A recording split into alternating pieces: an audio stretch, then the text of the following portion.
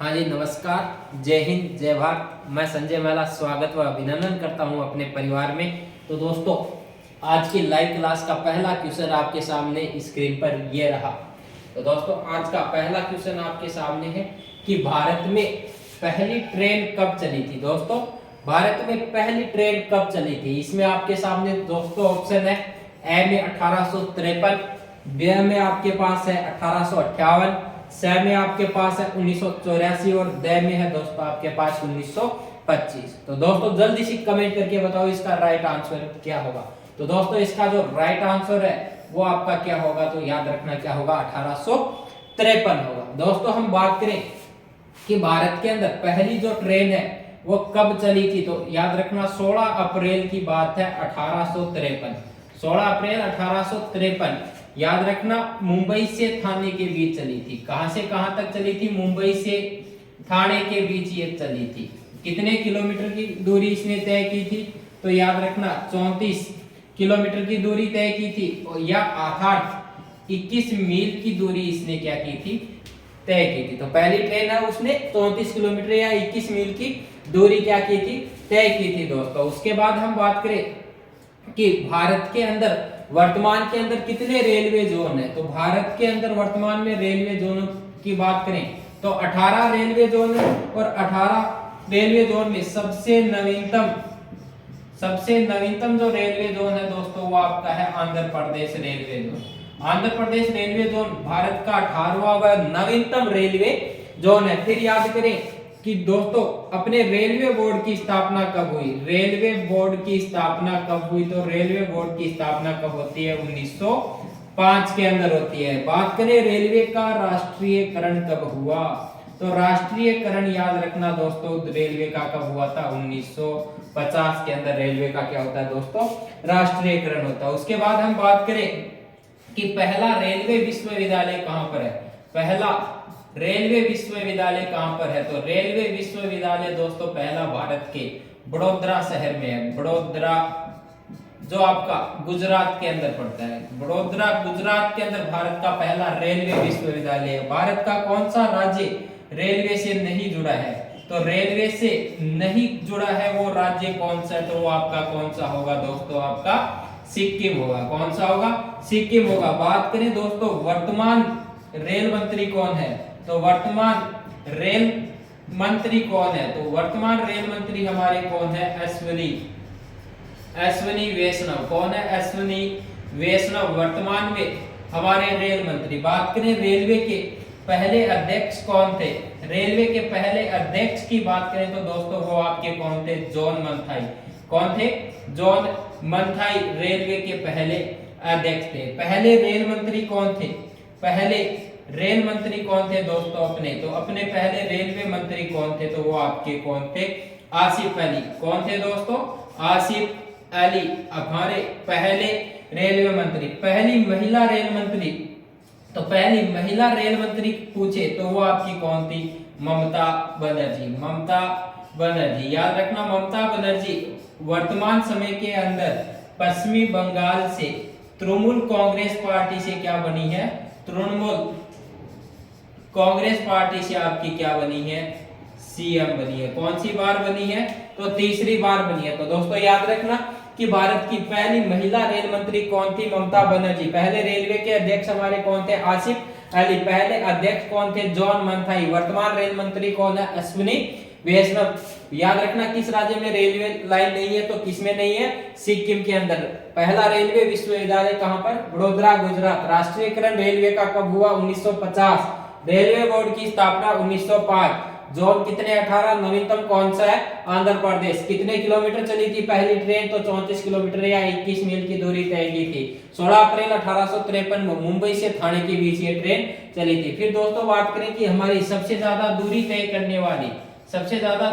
करने वाली कौन सी है, तो वो आपकी कौन सी है, विवेक। पहली प्राइवेट ट्रेन की बात करें तो पहली प्राइवेट ट्रेन अपनी कौन सी है, तो वो आपकी कौन सी है, तेजस।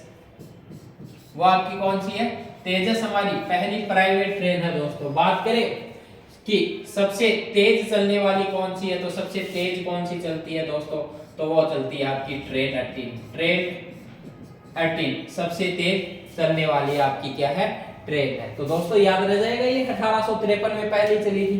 फिर बात करते हैं दोस्तों 1858 को। तो 1858 के अंदर भारत की दूसरी ट्रेन चली। तो दूसरी ट्रेन कब चलेगी, 1858 में। रह जाएगी याद। 1984 में याद रखना भारत की पहली भूमिगत मेट्रो ट्रेन चली। कहां पर चली थी, तो कलकत्ता के अंदर चली थी। कहां पर चली थी, कलकत्ता के अंदर चली थी। तो भारत की पहली भूमिगत मेट्रो ट्रेन कब चली थी, 1984। कहां पर चली थी, कलकत्ता के अंदर आपकी चली थी। फिर 1925 की बात करते हैं दोस्तों। 1925 की बात करें तो भारत की पहली इलेक्ट्रिक ट्रेन चली। कब चली, 1925 के अंदर। कब चली थी दोस्तों भारत की पहली इलेक्ट्रिक ट्रेन, 1925 के अंदर चली थी। बात करते हैं दूसरे क्वेश्चन की दोस्तों। तो दूसरा क्वेश्चन ये रहा आपकी स्क्रीन के सामने कि राष्ट्रीय गीत वंदे मातरम के लेखक कौन है। ए ऑप्शन में आपके पास है रविंद्रनाथ टैगोर, ब में आपके पास है वेंकट सुब्बाराव, स में बंकिम चंद्र चट्टोपाध्याय और ड के अंदर आपका पिंगाली वेंकैया। जल्दी से आओ जवाब दो। बहुत इजी क्वेश्चन है दोस्तों, जल्दी से कमेंट करो।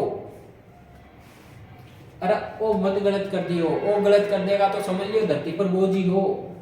धरती बोलेगी गुनिया खाने की गुनिया बोल की बोझ हो। तो सबने अपने अपने आंसर दे दी। तो इसका जो राइट आंसर आपका होगा वो क्या होगा, बंकिम चंद्र चट्टोपाध्याय। बंकिम चंद्र चट्टोपाध्याय के द्वारा राष्ट्रीय गीत अपना वंदे मातरम लिखा गया। फिर वंदे मातरम की अन्य हम बात देखते हैं तो याद रखना ये कब अपनाया गया। तो अपनाया ये कब गया, तो संविधान सभा की अंतिम बैठक हुई थी 24 जनवरी 1950। 24 जनवरी 1950 को संविधान सभा की अंतिम बैठक में अपनाया गया। फिर क्वेश्चन आता है कि राष्ट्रगान गाने में कितना समय लगता है। तो राष्ट्रगान गाने में लगा समय, तो दोस्तों राष्ट्रगीत गाने में कितना समय लगता है, तो 65 सेकंड का समय लगता है। कितना लगता है, 65 सेकंड का समय लगता है दोस्तों। उसके बाद याद रखना कहां से अपनाया गया है या कहां से लिया गया है। तो लिया गया कहां से है, तो ये याद रखना दोस्तों बंकिम चंद्र चटर्जी के आनंद मठ उपन्यास से लिया गया। कहां से लिया गया, आनंद मठ उपन्यास से लिया गया जो बंकिम चंद्र चटर्जी का था दोस्तों। उसके बाद याद रखना दोस्तों पहली बार गाया गया,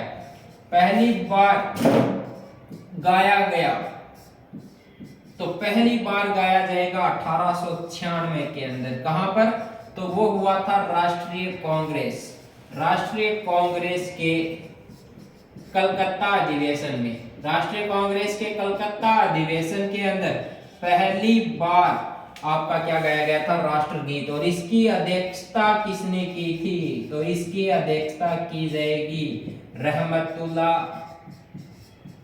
सयानी के द्वारा। रहमतुल्लाह सयानी के द्वारा इसकी क्या की जाएगी दोस्तों, अध्यक्षता की जाएगी। रह जाएगा याद कि अपना राष्ट्रगीत किसने लिखा था, तो किसने लिखा था, बंकिम चंद्र चट्टोपाध्याय। कब अपनाया गया, 24 जनवरी 1950 को। गाने में लगा समय 65 सेकंड का समय। लिया कहां से गया, आनंद मठ उपन्यास से। किसका, बंकिम चंद्र चट्टोपाध्याय का। पहली बार गाया गया तो 1896 राष्ट्रीय कांग्रेस के कलकत्ता अधिवेशन में। उसकी अध्यक्षता किसने की थी, रहमतुल्लाह सयानी ने। तो क्लियर हो गया दोस्तों ये। फिर बात करते हैं हम रविंद्रनाथ टैगोर की। तो हमारा जो राष्ट्रगान है जनगण मन, उसके लेखक कौन है, तो राष्ट्रगान के लेखक आपके कौन है, रविंद्रनाथ टैगोर। पी वेंकट सुब्बाराव। क्वेश्चन आ जाए कभी एग्जाम के अंदर कि राष्ट्रीय प्रतिज्ञा के लेखक कौन है, तो राष्ट्रीय प्रतिज्ञा के आपके लेखक कौन है, तो राष्ट्रीय प्रतिज्ञा के लेखक आपके कौन होंगे दोस्तों, वेंकट सुब्बाराव। पिंगाली वेंकैया से क्वेश्चन आपके बार बार रिपीट होता है। वो क्वेश्चन आपका है कि राष्ट्र ध्वज, अपना राष्ट्र ध्वज कौन सा है, तिरंगा। राष्ट्र ध्वज के डिजाइनर दोस्तों कौन थे, तो राष्ट्र ध्वज के डिजाइनर कौन थे? तो याद रखना पिंगाली वेंकैया थे। कौन थे? पिंगाली वेंकैया। रह जाएगा याद। राष्ट्रगीत के लेखक बंकिम चंद्र चट्टोपाध्याय, राष्ट्र ध्वज के डिजाइनर पिंगाली वेंकैया, पी वेंकट सुब्बाराव राष्ट्रीय प्रतिज्ञा के लेखक, राष्ट्रगान के लेखक आपके कौन होंगे? रविंद्रनाथ टैगोर। चलते हैं अगले क्वेश्चन की ओर। तो ये रहा दोस्तों अगला क्वेश्चन आपका स्क्रीन पर। भारतीय सैन्य अकादमी की बात कर रहा है दोस्तों आईएमए। किसकी बात कर रहा है? IMA, Indian military academy. तो इंडियन मिलिट्री एकेडमी या भारतीय सैन्य अकादमी कहां पर स्थित है? तो दोस्तों आपके पास ऑप्शन है देहरादून, ब में है खड़गवासला पुणे, स में दिल्ली और लास्ट में आपके पास है कोयनी। तो इंडियन मिलिट्री एकेडमी कहां पर स्थित है? तो दोस्तों इसका राइट आंसर जल्दी से कमेंट करके बताओ, जल्दी से क्या होगा? तो इसका राइट आंसर क्या हो जाएगा आपका? देहरादून। कहां पर स्थित है? तो दोस्तों कहां पर स्थित है? देहरादून के अंदर स्थित है। बात करें खड़गवासला पुणे की, तो यहां पर दोस्तों आपकी एनडीए नेशनल डिफेंस एकेडमी है या राष्ट्रीय रक्षा अकादमी। राष्ट्रीय रक्षा अकादमी कहां पर स्थित है? तो राष्ट्रीय रक्षा अकादमी आपकी कहां पर स्थित है दोस्तों?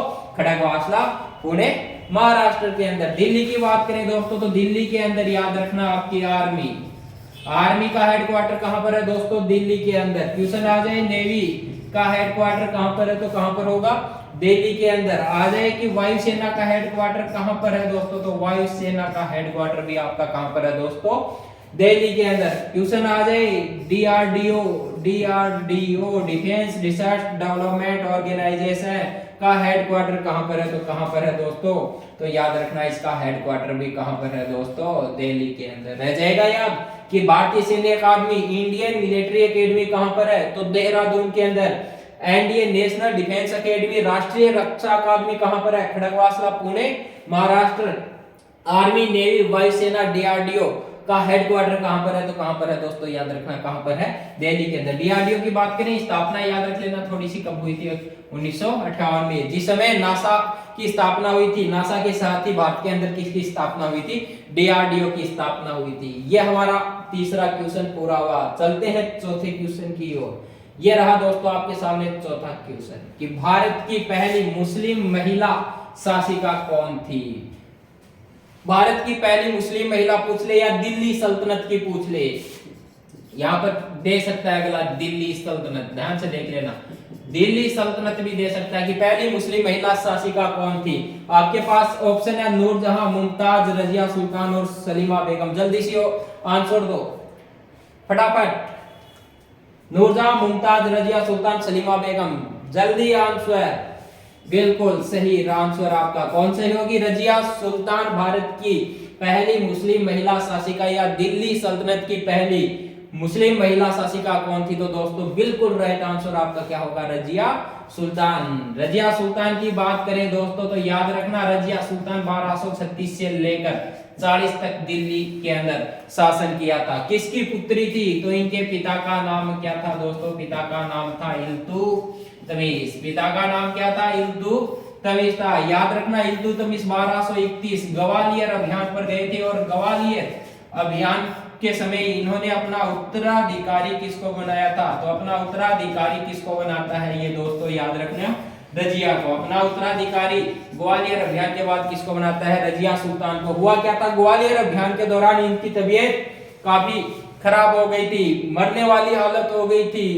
इसके जो डॉक्टर थे उन्होंने इसके सभी पुत्रों के पास खत भिजवाया कि इल्तुतमिश ज्यादा दिन का मेहमान है, नहीं है, आओ जल्दी अपने बाप की सेवा करो। लेकिन बेटे थे वो गद्दी के लालच में कोई भी नहीं आता है। इसकी पुत्री रजिया सुल्तान जाती है और इसकी सेवा पानी करती है अच्छे से और ये क्या हो जाता है? सही होगा। जैसे ही ये सही होता है तो इसने घोषणा की कि मेरा कोई भी पुत्र मेरा उत्तराधिकारी नहीं बनेगा, मेरी पुत्री रजिया मेरा क्या बनेगी? उत्तराधिकारी बनेगी। और ये ग्वालियर विजय के बाद क्या करता है? घोषणा करता है कि रजिया अगली मेरी क्या होगी? उत्तराधिकारी होगी। बात करें रजिया सुल्तान की तो याद रखना रजिया सुल्तान के पति का नाम था अल्तुनिया था। और बताते हैं कि रजिया सुल्तान जब दरबार में आती थी तो कोट पैंट और टोपी पहनकर उपस्थित होती थी। पर्दा प्रथा का इसने अंत किया था। पर्दा प्रथा जो बुर्का वगैरह पर्दा प्रथा मुसलमानों के अंदर एक प्रथा होती है, पर्दा प्रथा, जो बुर्के वगैरह इनके अंदर रहते हैं, इसने कहा था कि इस प्रथा का क्या करो, अंत करो। उसके बाद बात करते हैं रजिया सुल्तान की दोस्तों। तो रजिया सुल्तान अयोग्य शासिका साबित होगी, क्योंकि इसके सामने बहुत बड़ी समस्या चुनौतियां आ जाती हैं, क्योंकि इसके जो दरबारी थे वो ही इसका क्या करते हैं, विरोध करते हैं। विरोध करने के पीछे सबसे बड़ी जो कारण था, सबसे बड़ा, वो क्या था, एक महिला होना। एक महिला होना इसके शासनकाल का सबसे बड़ा जो समस्या या गंभीर जो समस्या थी इसके सामने, वो थी ये महिला थी। कभी क्वेश्चन आए कि रजिया सुल्तान योग्य शासिका साबित हुई या अयोग्य, तो याद रखना कैसी हुई थी, अयोग्य। उसके पीछे सबसे बड़ा कारण ये एक महिला थी। उसके बाद मृत्यु याद रखना इसकी कब हुई थी, तो मृत्यु इसकी कब होगी दोस्तों, 1240 के अंदर। कहां पर होगी, हरियाणा के कैथल में। कहां पर होगी दोस्तों, हरियाणा के कैथल के अंदर इनकी क्या हो जाएगी, मृत्यु हो जाएगी। रह जाएगा याद, रजिया सुल्तान 1236 से 40, मात्र 4 साल का कार्यकाल। पिता इल्तुतमिश, वही इल्तुतमिश जिसने कुतुब मीनार का निर्माण कार्य पूरा करवाया। इल्तुतमिश जिसको दिल्ली सल्तनत का वास्तविक संस्थापक कहा जाता है, दिल्ली सल्तनत का वास्तविक संस्थापक किसे कहा जाता है, तो वास्तविक जो संस्थापक था दिल्ली सल्तनत का, वो कौन था दोस्तों, वो कौन था, आपका इल्तुतमिश। फिर बात करें कि रजिया सुल्तान को इल्तुतमिश ने किस विजय के बाद अपना उत्तराधिकारी बनाया, तो आपके सामने है कौन सा, ग्वालियर विजय के बाद। पति कौन था, अल्तुनिया। मृत्यु अल्तुनिया और रजिया सुल्तान दोनों की कहां पर होती है, हरियाणा के कैथल में होती है। तो दोस्तों ये आपकी रजिया सुल्तान होती है। बात करें अन्य ऑप्शन के ऊपर भी हम, तो यहाँ पर आपका नूरजहां है। नूर का अर्थ होता है सुंदर, जिसकी कल्पना नहीं कर सकते। जहां मतलब विश्व में सबसे खूबसूरत जिसे क्या कहा जाता है, नूरजहां। नूरजहां की हम बात करें तो नूरजहां भारत से नहीं थी, नूरजहां कंधार या पर्शिया की थी। इसके बचपन का नाम हम देखें तो इसका वास्तविक जो नाम था,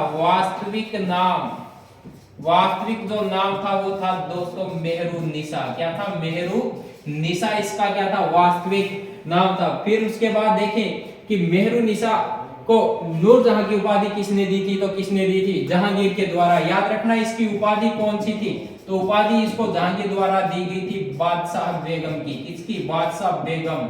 और याद रखना एकमात्र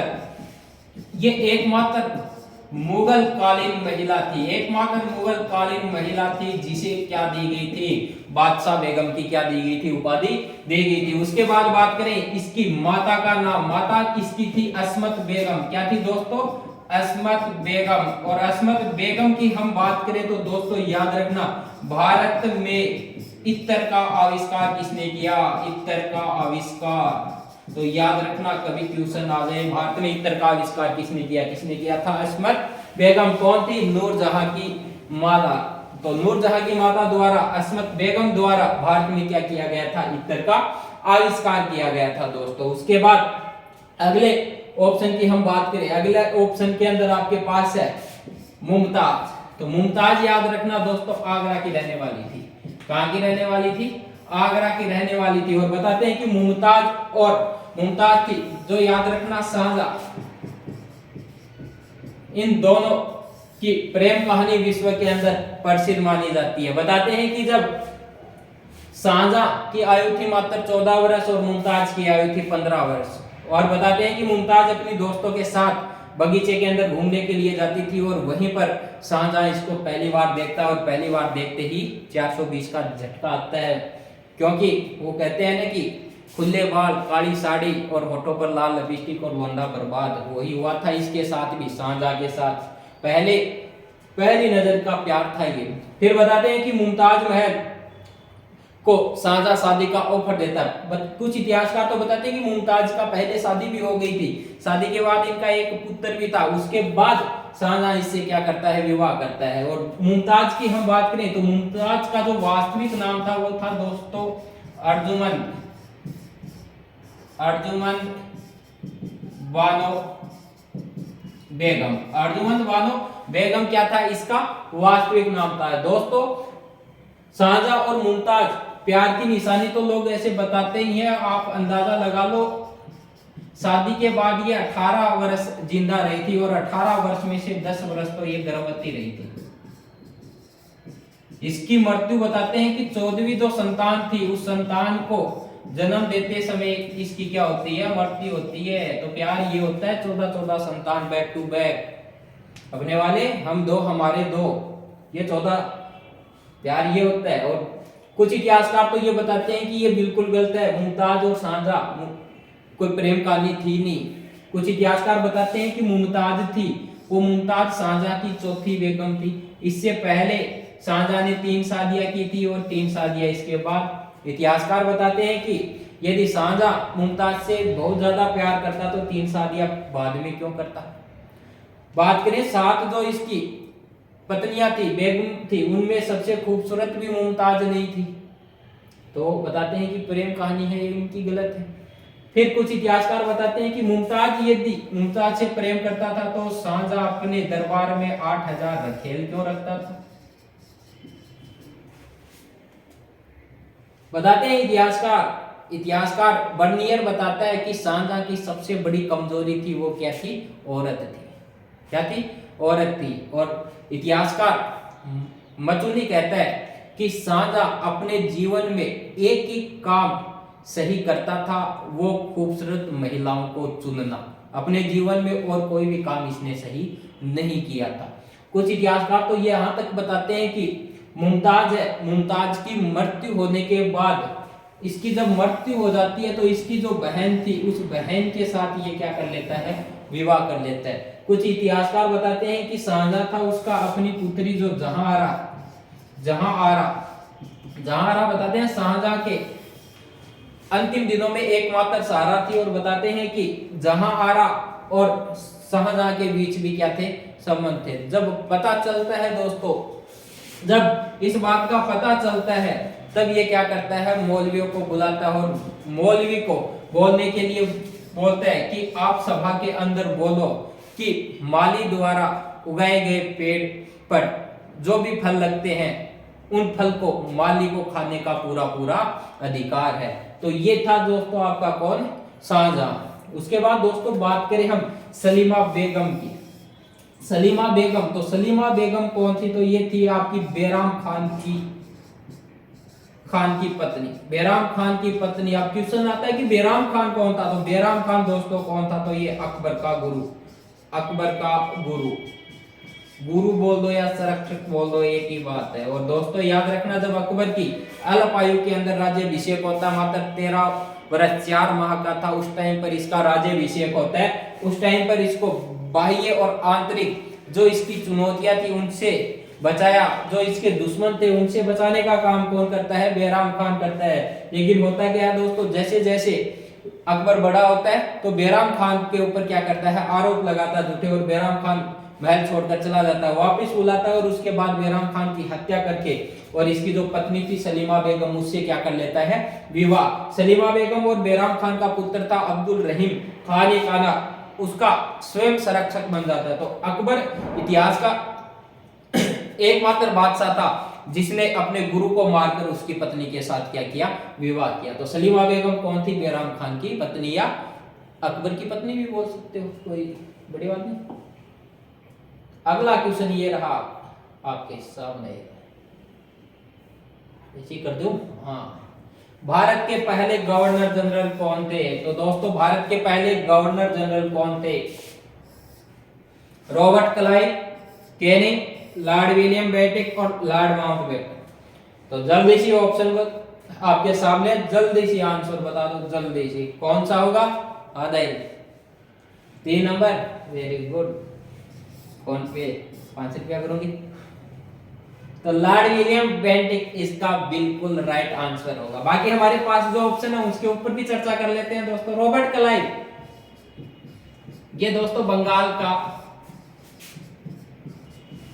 पहला गवर्नर, बंगाल का पहला गवर्नर। दोस्तों याद करो प्लासी की लड़ाई 1757 के अंदर लड़ी गई, प्लासी की लड़ाई, जिसमें एक तरफ बंगाल के नवाब सिराजुद्दौला और उनके सेनापति मीर जाफर, एक तरफ ईस्ट इंडिया कंपनी का नेतृत्व कौन कर रहा था, रॉबर्ट क्लाइव।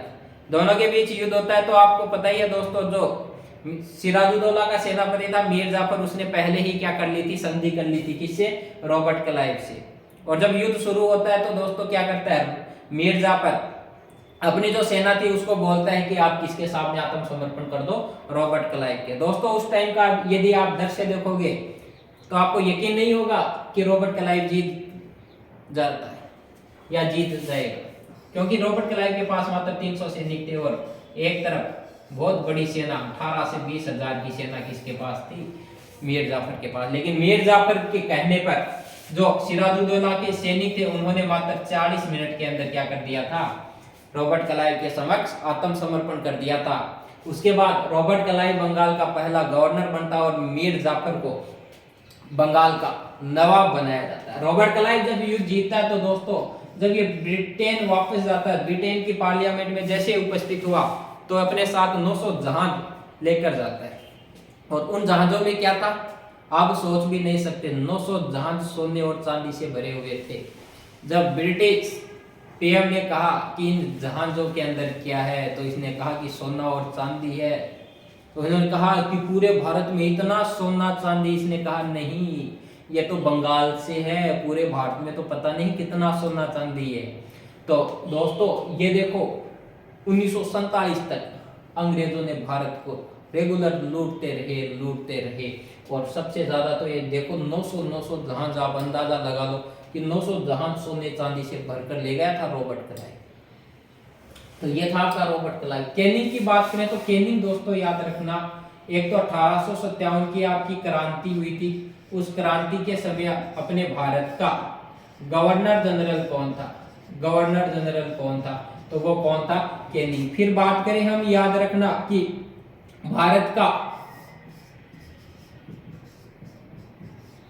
अंतिम गवर्नर जनरल कौन था, तो अंतिम गवर्नर जनरल कौन था, कैनिंग। फिर बात याद रखना भारत का पहला वायसराय कौन बना था, तो भारत का पहला वायसराय कौन बना था, कैनिंग बना था। लॉर्ड माउंटबेटन याद रखना दोस्तों भारत का अंतिम वायसराय कौन था, तो भारत का अंतिम वायसराय लॉर्ड माउंटबेटन। और याद रखना स्वतंत्र भारत का पहला गवर्नर जनरल कौन था, तो वो गवर्नर जनरल आपका कौन था दोस्तों, लॉर्ड माउंटबेटन। फिर चलते हैं दोस्तों अगले क्वेश्चन की ओर। ये रहा आपका अगला क्वेश्चन,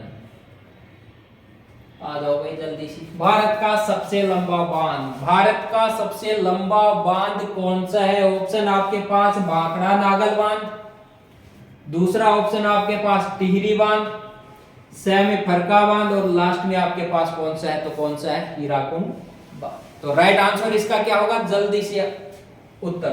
तो राइट आंसर दोस्तों इसका क्या होगा आपका, हीराकुंड बांध। जिसने हीराकुंड बांध आंसर बताया उसका ये आंसर बिल्कुल सही होगा। बात करें हीराकुंड बांध की दोस्तों, तो हीराकुंड बांध कहां पर स्थित है, याद रखना ओडिशा में। कहां पर स्थित है, ओडिशा के अंदर। लंबाई इसकी कितनी है, लगभग 26 किलोमीटर। कितनी, 26 किलोमीटर। किस नदी के ऊपर है, तो किस नदी के ऊपर है, महानदी के ऊपर। किस नदी पर है, महानदी के ऊपर। किस नदी के ऊपर है, महानदी पर। फरका बांध की बात करें तो दोस्तों ये है पश्चिमी बंगाल में। पश्चिमी बंगाल के अंदर किस नदी के ऊपर है, तो किस नदी पर है, गंगा नदी पर। और याद रखना फरका बांध एक तो भारत और एक बांग्लादेश, भारत और बांग्लादेश के बीच विवादित बांध, भारत और बांग्लादेश के बीच विवादित बांध कौन सा है, फरका बांध।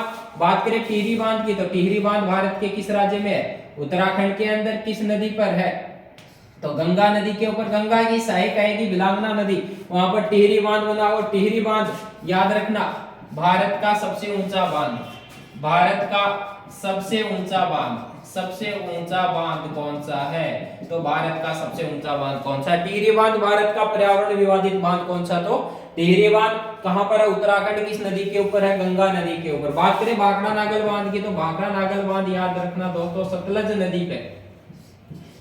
किस नदी पर, सतलज नदी पर। हिमाचल प्रदेश और पंजाब के अंदर ये आपका बांध है, याद रखना। भाखड़ा नागल बांध एक गुरुत्वीय बांध है। कौन सा बांध है, एक गुरुत्वीय बांध है। उसके बाद याद रखना भारत की सबसे बड़ी बहुउद्देशीय परियोजना कौन सी है, तो भाखड़ा नागल बांध परियोजना। रह जाएगा दोस्तों याद, बहुत इजी क्वेश्चन है। लगभग क्वेश्चन या तो नदियों से, स्थान से पूछ लिए जाते हैं, सुमेलित करवा लिए जाते हैं या दे दिया जाता है निम्न में से कौन सा गलत या सही है। तो याद रखना भारत का सबसे लंबा बांध हीराकुंड बांध कहां पर, ओडिशा में किस नदी के ऊपर है, तो याद रखना महानदी के ऊपर है। कि लंबाई कितनी, लगभग 26 किलोमीटर लंबी है। फरक्का बांध पश्चिमी बंगाल में गंगा नदी पर, किन देशों के बीच विवादित है, भारत बांग्लादेश के बीच। टिहरी बांध कहां पर है, उत्तराखंड के अंदर है। किस नदी के ऊपर है, गंगा नदी के ऊपर है। उसके बाद याद रखना भारत का सबसे ऊंचा बांध या पर्यावरण विवादित बांध टिहरी बांध। गंगा और बिलांगना नदियां जहां पर आपस में मिलती है वहां पर ये दोस्तों बांध बना हुआ। बागड़ा बांध किस पर है, तो बांगड़ा नागल बांध आपका सतलज नदी पर है, गुरुत्वीय बांध है और भारत की सबसे बड़ी बहुउद्देशीय परियोजना है। तो दोस्तों ये हुआ हमारा 6 नंबर का क्वेश्चन। चलते हैं अगले क्वेश्चन की ओर।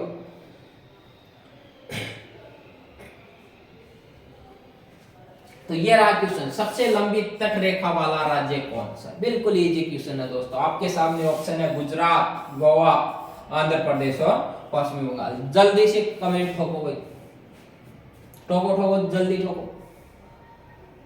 बिल्कुल जिसने भी गुजरात बताया है उसका आंसर बिल्कुल सही होगा। जिसने भी गुजरात बताया उसका आंसर बिल्कुल सही होगा। बात करें दोस्तों तट रेखा के ऊपर, तो तट रेखा के ऊपर भारत के कितने राज्य लगते हैं, 9 राज्य लगते हैं। कितने राज्य लगते हैं, 9 राज्य लगते हैं। 9 राज्यों में भी हम बात करें तो याद रखना गुजरात, महाराष्ट्र, गोवा, कर्नाटक, केरल, तमिलनाडु, आंध्र प्रदेश, बात करें दोस्तों ओडिशा और फिर लास्ट आपका कौन सा होगा, पश्चिमी बंगाल। और तो कहना है 1 2 3 4 5 6 7 8 ओके। तो भारत के 9 राज्य तटीय सीमा बनाते हैं। तटीय सीमा के अंदर हम बात करें दोस्तों गोवा, गोवा तो याद रखना सबसे कम न्यूनतम। आंध्र प्रदेश की बात है तो आंध्र प्रदेश में याद रखना दोस्तों प्रायद्वीपीय भारत, दक्षिणी भारत का कौन सा राज्य सर्वाधिक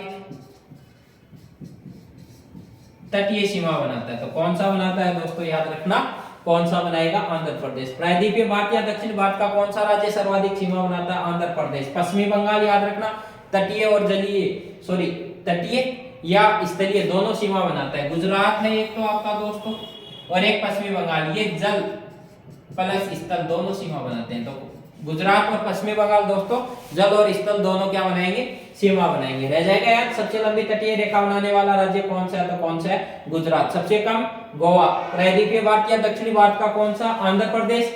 उसके बाद जलीय और स्थलीय सीमा कौन से, गुजरात और पश्चिमी बंगाल। फिर याद रखना कि कितने राज्य तटीय सीमा बनाते हैं, तो कितने बनाते हैं, 9। बिल्कुल इजी। फिर चलते हैं अगले क्वेश्चन की ओर। ये रहा राष्ट्रीय युवा दिवस।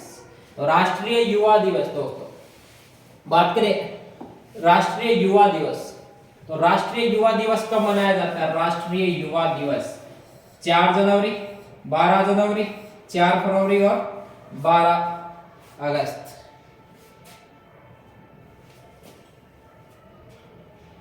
जल्दी से बताओ कब मनाया जाएगा, 2 नंबर लॉक किया जाए। तो दोस्तों बिल्कुल राइट, जिसने भी 12 जनवरी आंसर बताया वो बिल्कुल क्या होगा, आपका राइट होगा। राष्ट्रीय युवा दिवस किसकी याद में मनाते हैं, तो प्रतिवर्ष याद रखना दोस्तों किसकी याद में मनाते हैं, स्वामी विवेकानंद की याद में। स्वामी विवेकानंद जी की याद में प्रतिवर्ष ये मनाते हैं। स्वामी विवेकानंद जी जिनका जन्म 1863 के अंदर हुआ था, इनके बचपन का नाम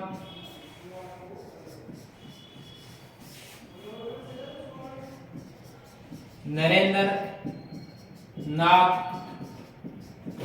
दत्त, इनके गुरु रामकृष्ण परमहंस। फिर बात करें दोस्तों, इन्होंने रामकृष्ण परमहंस व वेलूर मठ की स्थापना की। तो वेलूर मठ की स्थापना किसने की, स्वामी विवेकानंद। रामकृष्ण परमहंस की स्थापना स्वामी विवेकानंद, गुरु रामकृष्ण परमहंस। उसके बाद याद रखना दोस्तों 1883 के अंदर 1883 शिकागो।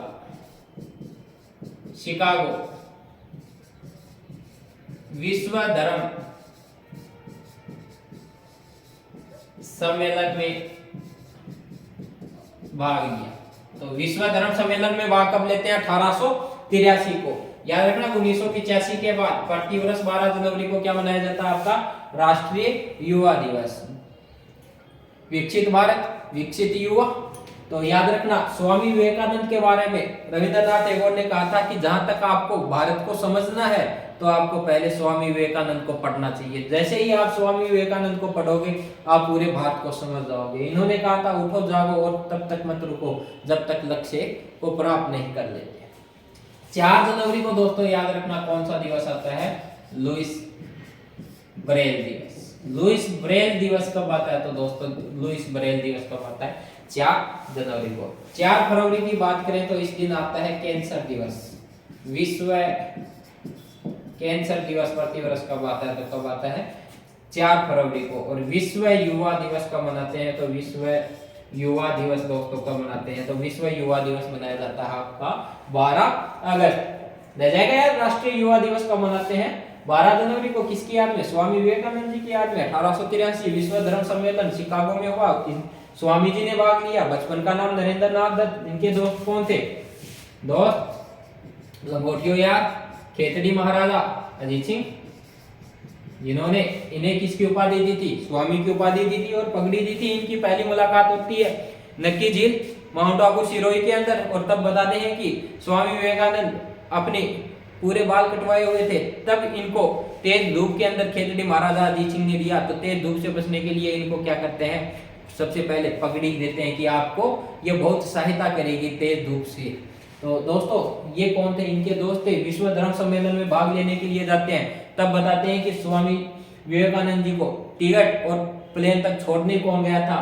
खेतड़ी महाराजा अजीत सिंह का प्रमुख जो दरबारी होता था वो इनको छोड़ने गया था। जैसे ही धर्म सम्मेलन में भाग लेने के लिए यूएस से पहुंचते हैं, पहुंचते ही इनका टिकट चोरी और पैसे चोरी हो जाता है। तो इनको अर्जेंट में टिकट और वापस पैसे कौन पहुंचाता है? अजीत सिंह। तो इनकी दोस्ती तो बहुत गहरी दोस्ती थी दोस्तों। फिर चलते हैं अगले क्वेश्चन की ओर। ये रहा आपका अगला क्वेश्चन कि सुंदरवन का राष्ट्रीय उदाहरण नेशनल पार्क कहां पर स्थित है? ए में आपके पास है उत्तराखंड, असम, स में पश्चिमी बंगाल और तमिलनाडु। जल्दी से आंसर बताओ कौन सा होगा? तो आंसर आपका सही कौन सा होगा? पश्चिमी बंगाल। जिसने पश्चिमी बंगाल बताया उसका बिल्कुल राइट आंसर होगा। उत्तराखंड की बात करें तो उत्तराखंड के अंदर दोस्तों फूलों की घाटी नेशनल पार्क आपका कहां पर है? उत्तराखंड में। बात करें दोस्तों नंदा देवी, नंदा देवी नेशनल पार्क। तो नंदा देवी नेशनल पार्क आपका कहां पर है? उत्तराखंड के अंदर। रामगंगा, रामगंगा नेशनल पार्क आपका कहां पर है? उत्तराखंड। रामगंगा नेशनल पार्क है इसका पुराना नाम इसका क्या है दोस्तों? तो इसका पुराना नाम Jim Corbett national park, Jim Corbett national park. और जिम कॉर्बेट नेशनल पार्क का पुराना नाम क्या था? तो वो क्या था? Heli national park. और याद रखना रामगंगा नेशनल पार्क या Jim Corbett national park Bharat का पहला नेशनल पार्क राष्ट्रीय उद्यान कौन सा था? Jim Corbett national park. दोस्तों बात करें असम के अंदर तो असम के अंदर एक तो आपका है मानस नेशनल पार्क, एक आपका मुख्यतः काजीरंगा, काजीरंगा नेशनल पार्क। काफी बार एग्जाम में आता है। कहां पर है? असम में। किसके लिए प्रसिद्ध है? एक सींग के गेंडे या राइनो के लिए प्रसिद्ध नेशनल पार्क कौन सा? आपका काजीरंगा। बात करें तमिलनाडु के अंदर तो दोस्तों तमिलनाडु के अंदर इंदिरा गांधी नेशनल पार्क कहां पर है? तो इंदिरा गांधी नेशनल पार्क तमिलनाडु के अंदर है दोस्तों। फिर बात करें मधुमलाई नेशनल पार्क कहां पर है? तमिलनाडु में। फिर दोस्तों बात करें गुइंडी नेशनल पार्क कहां पर है? तो गुइंडी नेशनल पार्क भारत के किस राज्य में है? तमिलनाडु के अंदर है। तो दोस्तों क्लियर क्वेश्चन कि सुंदरवन का राष्ट्रीय उद्यान कहां पर है? तो कहां पर? पश्चिमी बंगाल के अंदर। याद रखना सुदर्शन का डेल्टा आ जाए तो वो डेल्टा भी आपका कहां पर होगा, पश्चिमी बंगाल के अंदर होगा। कहां पर होगा दोस्तों, पश्चिमी बंगाल के अंदर होगा। उसके बाद बात करें कि काजीरंगा और मानस नेशनल पार्क कहां पर है, तो वो आपका कहां पर होगा, असम के अंदर। उसके बाद याद रखना कि इंदिरा गांधी, मधुमलई और गोइंडी नेशनल पार्क आपके कहां पर है, तो वो आपके कहां पर होंगे, तमिलनाडु में। Clear question. चलते हैं अगले क्वेश्चन की ओर।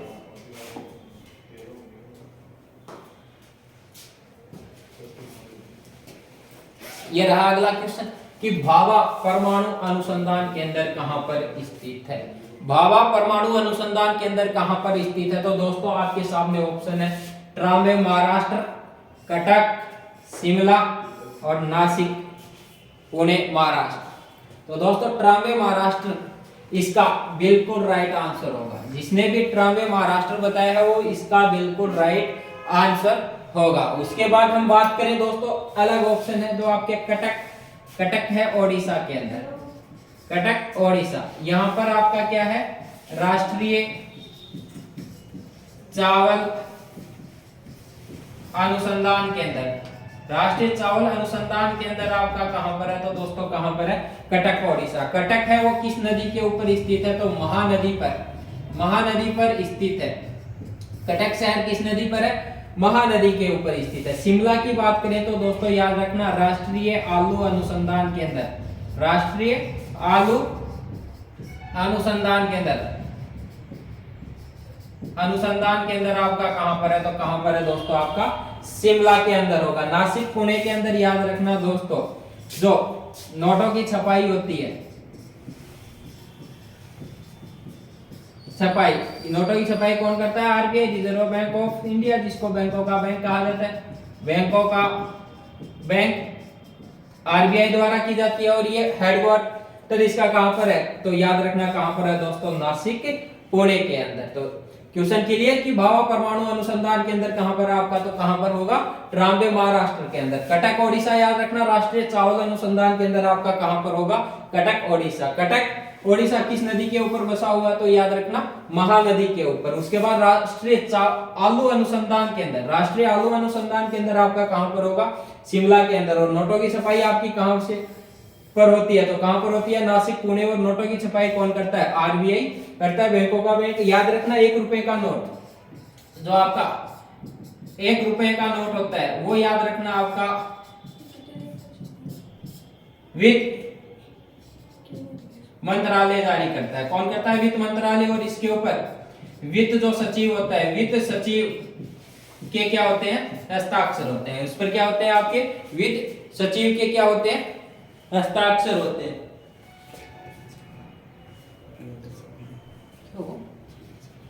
भाई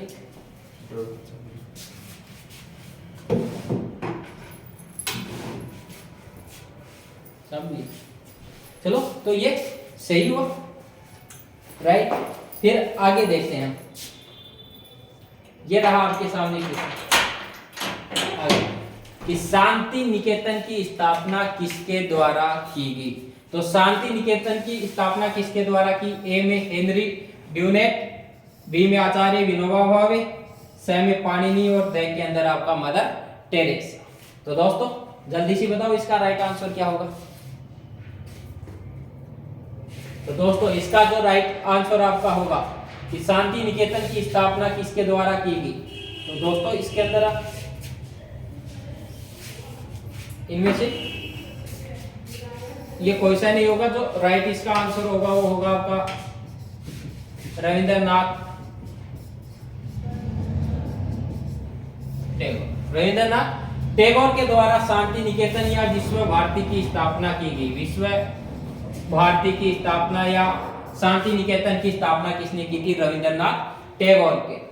हेनरी ड्यूनेट का बात है तो याद कर रखना, रेड क्रॉस की स्थापना किसके द्वारा की गई, 1863 के अंदर हेनरी ड्यूनेट के द्वारा। 8 मई को प्रतिवर्ष कौन सा दिवस मनाते हैं, तो कौन सा दिवस मनाते हैं, रेड क्रॉस दिवस। रेड क्रॉस दिवस प्रतिवर्ष 8 मई को। आचार्य विनोबा भावे, तो याद रखना भूदान आंदोलन के जनक। फिर परनार आश्रम की स्थापना किसके द्वारा की गई? तो प्रणाम आश्रम की स्थापना किसने की? आचार्य विनोबा भावे। और प्रथम व्यक्तिगत सत्याग्रही कौन थे? तो प्रथम सत्याग्रही भी आपके कौन थे? आचार्य विनोबा भावे। रह जाएगा कि भूदान आंदोलन के जनक आचार्य विनोबा भावे, परनार आश्रम की स्थापना आचार्य विनोबा भावे, प्रथम जो व्यक्तिगत आपका सत्याग्रह चला था वो कौन थे? प्रथम सत्याग्रही कौन थे? तो आपके कौन थे? आचार्य विनोबा भावे। फिर पाणिनि, तो याद रखना संस्कृत के जनक कौन थे? पाणिनि। मदर टेरेसा की बात करें तो याद रखना इन्होंने निर्मल हृदय की क्या की थी? स्थापना। निर्मल हृदय की स्थापना किसके द्वारा की गई थी दोस्तों? मदर टेरेसा के द्वारा। चलते हैं अगले क्वेश्चन की ओर। ये रहा आपके सामने क्वेश्चन कि पहले आधुनिक ओलंपिक खेलों का आयोजन कहां पर हुआ? ए में आपके पास दे रखा है एथेंस यूनान, ब में हैमिल्टन कनाडा, स में दिल्ली और लास्ट में आपके पास है उरुग्वे। तो दोस्तों जल्दी से कमेंट करो, खींचो कमेंट गाड़ी, एक बार क्लास में शेयर मार दो सारा जना मिलके। तो बताओ इसका राइट आंसर क्या होगा? पहला बिल्कुल राइट आंसर। जिसने भी एथेंस यूनान बताया उसका आंसर बिल्कुल सही है। एथेंस यूनान के अंदर पहले ओलंपिक खेलों का क्या होता है? आयोजन होता है। याद रखना ओलंपिक खेल है ये आधुनिक ओलंपिक खेल है, इनकी शुरुआत तो कब हुई थी? 1896 में। कहां पर? एथेंस यूनान के अंदर। प्राचीन ओलंपिक खेलों की बात करें तो वो हुई थी 776 ईसा पूर्व। कहां पर हुए थे? ओलंपिया शहर के अंदर हुए थे दोस्तों, और इन्हीं के नाम पर इनका नाम रखा गया। ओलंपिक खेलों की बात करें तो इनका जनक कौन है? तो बेरोन पिएरे। बेरोन पिएरे को इनका जनक कहा जाता है। जो आपकी ओलंपिक समिति है उस ओलंपिक समिति का आपका हेडक्वार्टर कहां पर है? तो कहां पर है दोस्तों? लुसान स्विट्जरलैंड के अंदर। स्विट्जरलैंड के अंदर आपका लुसान स्विट्जरलैंड में क्या है? ओलंपिक समिति का हेडक्वार्टर है। उसके बाद याद रखना कितने वर्ष बाद होते हैं? 4 वर्ष बाद खेले जाते हैं। इनका उद्देश्य क्या होता है? तो उद्देश्य याद रखना इनका सबसे तेज, सबसे ऊंचा और सबसे बलवान। सबसे तेज, सबसे ऊंचा और सबसे बलवान। याद रखना ओलंपिक्स जो होता है उसका जो ध्वज होता है, ध्वज उसमें क्या होते हैं? 5 रंगीन गोल रंग के क्या होते हैं? छल्ले होते हैं। जिसमें तो छल्ला होता है पीला होता है, वो आपको किसको दर्शाता है? एशिया महाद्वीप को। इसके अंदर जो काला होता है वो काला छल्ला किसको दर्शाता है? तो वो आपका दर्शाता है अफ्रीका को। इसमें जो आपका नीला छल्ला होगा, नीला आपका दर्शाएगा किसको? यूरोप को। इसके अंदर जो आपका हरा होगा, हरा आपका किसको दर्शाता है? ऑस्ट्रेलिया को। बच गया आपका लाल, तो लाल जो छल्ला होगा वो आपका किसको दर्शाएगा? उत्तरी अमेरिका और आपका दक्षिणी अमेरिका को कौन सा दर्शाता है? तो कौन सा? लाल। इसमें याद रखना 2 छल्ले तो ऊपर होंगे और 3 जो छल्ले होंगे वो आपके कहां पर होंगे? नीचे। तो 2 छल्ले ऊपर 3 छल्ले नीचे। तो ये आपका क्या? ओलंपिक आधुनिक ओलंपिक खेल की शुरुआत एथेंस यूनान के अंदर, प्राचीन की कहां पर? ओलंपिया शहर में। जनक बेरोन पिएरे। ओलंपिक समिति का हेडक्वार्टर लुसान स्विट्जरलैंड। कितने वर्ष बाद? 4 वर्ष बाद होते हैं। उद्देश्य सबसे तेज, ऊंचा और बलवान। फिर याद रखना ध्वज होता है 5 रंगीन गोल रंग के छल्ले एक दूसरे को काटते हुए, 2 ऊपर 3 नीचे। पीला एशिया, काला अफ्रीका, नीला यूरोप, लाल उत्तरी अमेरिका, दक्षिण अमेरिका, हरा किसको दर्शाएगा? ऑस्ट्रेलिया को दर्शाएगा। उसके बाद जो 2020 वाले ओलंपिक हुए वो आपके कहां पर हुए? Tokyo Japan. 2024 वाले आपके कहां पर होंगे? तो वो आपके होंगे पेरिस फ्रांस। फिर बात करें 2028 वाले तो वो कनाडा और लॉस एंजल्स। कनाडा और लॉस एंजल्स के अंदर होंगे। फिर दोस्तों बात करें हैमिल्टन कनाडा, तो हैमिल्टन कनाडा के अंदर 1930 में पहले कॉमनवेल्थ गेम हुए। फिर याद रखना 1950-51 में पहले एशियाई खेल कहां पर हुए? तो एशियाई खेल आपके कहां पर हुए? दिल्ली। उरुग्वे की बात करें तो 1930 के अंदर पहला फुटबॉल वर्ल्ड कप कहां पर हुआ? तो फुटबॉल वर्ल्ड कप आपका पहला कहां पर हुआ? तो याद रखना कहां पर हुआ? उरुग्वे के अंदर हुआ था। कहां पर? उरुग्वे के अंदर। और पहला विजेता भी आपका कौन था? तो पहला विजेता भी आपका कौन था? उरुग्वे। ये सबके सब कितने वर्ष बाद होंगे? तो सबके सब कितने वर्ष बाद होंगे? 4 साल बाद। कब? 4 साल बाद खेले जाएंगे। चलते हैं दोस्तों अगले क्वेश्चन की ओर। ये रहा क्वेश्चन, बहुत इजी क्वेश्चन है कि उज्जैन शहर किस नदी पर स्थित है? उज्जैन शहर किस नदी पर स्थित है? ए मूसी, ब सरयू, से शिप्रा, द ब्रह्मपुत्र नदी को। तो दोस्तों ए के अंदर मूसी, मूसी नदी, ब में आपकी सरयू, से में शिप्रा, द के अंदर ब्रह्मपुत्र। जल्दी से राइट आंसर बताओ, कमेंट करो जल्दी, फास्ट करो भाई, बात मत करो, बात नहीं, कमेंट। तो उज्जैन शहर है, याद रखना किस नदी के ऊपर है? तो इसका राइट आंसर आपका क्या होगा? शिप्रा, मूसी नदी के ऊपर। याद रखना हैदराबाद, हैदराबाद शहर किस नदी पर है? तो किस पर है? सरयू। अयोध्या शहर, अयोध्या शहर किस नदी पर है? तो सरयू नदी के ऊपर। ब्रह्मपुत्र नदी के ऊपर याद रखना एक तो डिब्रूगढ़, डिब्रूगढ़, और एक गुवाहाटी शहर किस नदी के ऊपर है? ब्रह्मपुत्र पर। डिब्रूगढ़, गुवाहाटी, ब्रह्मपुत्र पर, शिप्रा, उज्जैन किस पर? शिप्रा। अयोध्या शहर सरयू पर, और हैदराबाद शहर किस नदी के ऊपर है? तो किस नदी के ऊपर है? मूसी नदी के ऊपर। दोस्तों अगला क्वेश्चन आपका है कि विश्व की सबसे बड़ी झील कौन सी है? कौन सी पूछी है दोस्तों? सबसे बड़ी झील। ए में आपके पास है लेक सुपीरियर, ब में लेक वॉन, से में बेकाल, और द के अंदर कैस्पियन सागर। सबसे बड़ी झील Lake Superior, Lake Van, Baikal और कैस्पियन सागर। बताओ भाई, जल्दी बताओ भाई। पहली या चौथी में? आप भी जल्दी से कमेंट मारो। तो दोस्तों ये होगी आपकी कौन सी? कैस्पियन सागर। कैस्पियन सागर खारे पानी की एशिया महाद्वीप के अंदर स्थित है। यदि क्वेश्चन आ जाए कि खारे पानी की सबसे बड़ी झील कौन सी है, तो भी कैस्पियन सागर सबसे बड़ी झील आ जाए तो भी आपका कौन सा हो जाएगा? कैस्पियन सागर हो जाएगा। बेकाल झील की बात करें दोस्तों तो सबसे गहरी झील, सबसे गहरी झील कौन सी है? तो कौन सी है? बेकाल झील। कहां पर है? साइबेरियन रूस, रियल रूस। रूस का वह भाग जो एशिया में है क्या कहलाता है? साइबेरियन रूस। लेक वन सबसे खारी झील, सबसे खारी झील, सबसे खारी झील कौन सी होगी दोस्तों? आपकी लेक वन। सुपीरियर झील याद रखना कहां पर है? यूएसए के अंदर। याद रखना ताजे मीठे पानी की सबसे बड़ी झील,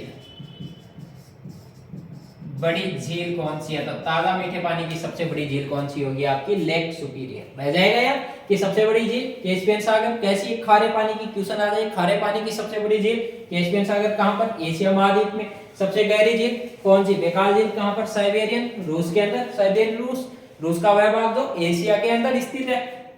लेक वन झील सबसे खारी झील, लेक सुपीरियर यूएसए के अंदर स्थित है, और ताजे मीठे पानी की सबसे बड़ी झील है। क्लियर? ये आओ। नई संसद भवन का डिजाइनर कौन है? जो नई संसद भवन है उसका डिजाइनर कौन है? बामिल पटेल, राम सुतार, एडविन लुटियंस और गयास बेग। बताओ जल्दी से। तो ये उसके तो याद रखना बामिल पटेल नई संसद भवन का डिजाइनर। राम सुतार की बात करें तो याद रखना स्टैच्यू ऑफ यूनिटी के वास्तुकार कौन है? तो Ram Sutar. Statue of unity कहां पर स्थित? गुजरात। किस नदी पर? नर्मदा नदी के ऊपर। किसकी प्रतिमा है? सरदार पटेल की। और याद रखना विश्व की सबसे ऊंची प्रतिमा, सबसे ऊंची प्रतिमा कौन सी है? तो कौन सी है? Statue of unity. कितनी? 597 फीट या 182 मीटर, 597 फीट या 182 मीटर। याद रखना। एक आपका आता है statue of liberty. Statue of liberty है दोस्तों, ये आपकी है यूएसए के अंदर। कहां पर है? यूएसए में। इसे कहा जाता है स्वतंत्रता की देवी। स्वतंत्रता की देवी किसे कहा जाता है? स्टैच्यू ऑफ लिबर्टी को। जो कहां पर है? यूएसए में। स्टैच्यू ऑफ यूनिटी अपने भारत में गुजरात के अंदर नर्मदा राज्य के नर्मदा जिले के अंदर नर्मदा नदी के ऊपर किसकी प्रतिमा? सरदार पटेल। सरदार पटेल जिन्हें भारत का लौह पुरुष किसे कहा जाता है? तो सरदार पटेल को भारत का लौह पुरुष कहा जाता है। उनकी स्मृति में इसका उद्घाटन याद रखना 31 अक्टूबर 2019 को किसने किया था? तो किसने किया था? अपने प्रधानमंत्री नरेंद्र मोदी द्वारा। फिर एडविन लुटियंस की बात करें तो एडविन लुटियंस हमारी जो पुरानी संसद है, उस पुरानी संसद भवन का डिजाइनर। पुरानी संसद भवन का डिजाइनर कौन है आपका? Edwin Lutyens. गयास बेग की बात करें तो गयास बेग याद रखना आपका जो हुमायूं का मकबरा है। हुमायूं का मकबरा कहां पर स्थित है? हुमायूं का मकबरा कठे है? दिल्ली के अंदर। वो उसका वास्तुकार आपका कौन है? गयास बेग। तो दोस्तों ये हमारे क्वेश्चन पूरे हुए। मिलते हैं कल एक नए वीडियो के साथ। जय हिंद, जय भारत।